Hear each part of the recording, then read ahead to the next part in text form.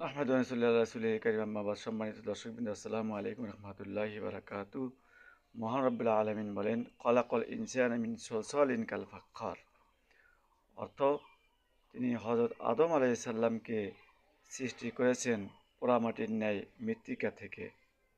সূরা আর রহমান।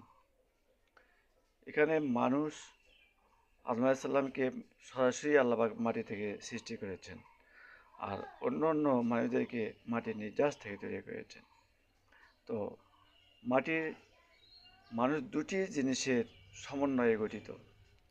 এক নম্বর হচ্ছে শরীর, যা প্রকাশ্যে দৃষ্টিগোচর হয়। দুই নম্বর হচ্ছে আত্মা বা রুহু, যা আমরা প্রকাশ্যে দেখি না, কিন্তু তার অস্তিত্ব আমরা স্বীকার করি। দেহ শরীরের সাথে রুহের মজবুত সম্পর্ককে যেমন বলে। দেহের সাথে রুহের সম্পর্ক যত বেশি মজবুত হয়, জীবনের লক্ষণ তত বেশি স্পষ্ট ও প্রদীপ হয়।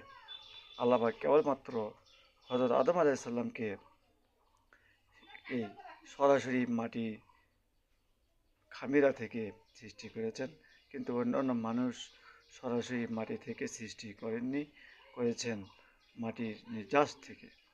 তাহলে মাটির সার নির্যাস কী, এটা আমাদের জানার প্রয়োজন। হয়তোবা নেক্সটে পাবেন ইনশাল্লাহ।